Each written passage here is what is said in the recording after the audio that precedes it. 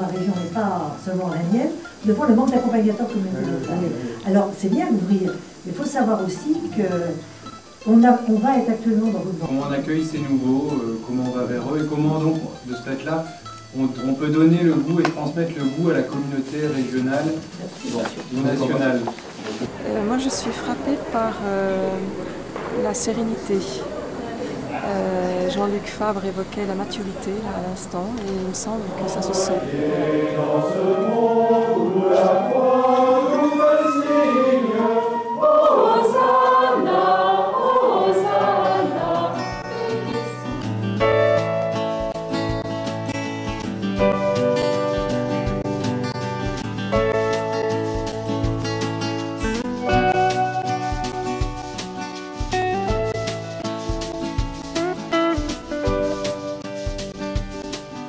La communauté vie chrétienne, c'est faire l'expérience que j'ai besoin de frères et de sœurs pour aller jusqu'au bout de ma parole.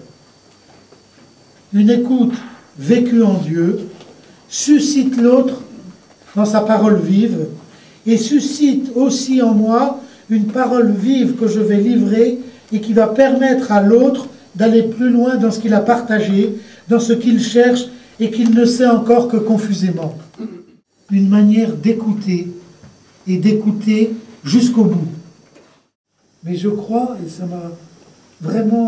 m'habite beaucoup en étant à vos côtés, vie chrétienne, vous êtes des hommes et des femmes qui prenaient au sérieux l'aventure évangélique, qui avaient entendu l'appel à aider les autres.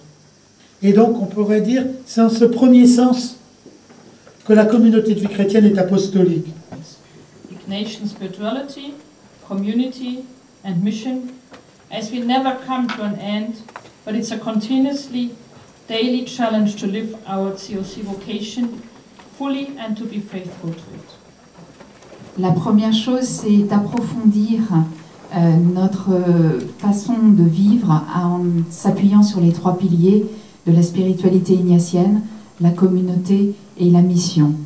Nous n'arriverons jamais au bout de ces questions, mais c'est un défi quotidien, continuel, de vivre notre vocation de communauté vie chrétienne pleinement et d'être fidèle à cette vocation.